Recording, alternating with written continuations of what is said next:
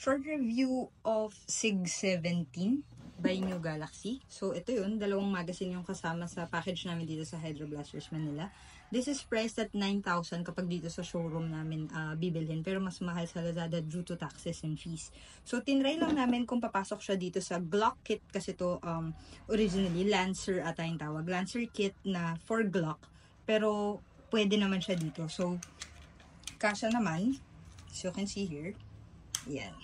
Nag-fit naman. Lagyan nyo lang dito ng tornilyo para mag-lock siya. So, ayan.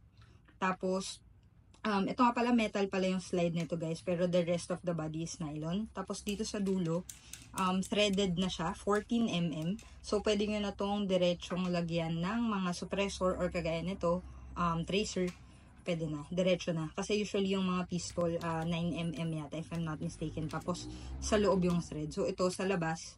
Tapos, 14mm. So, straight na. Ayan.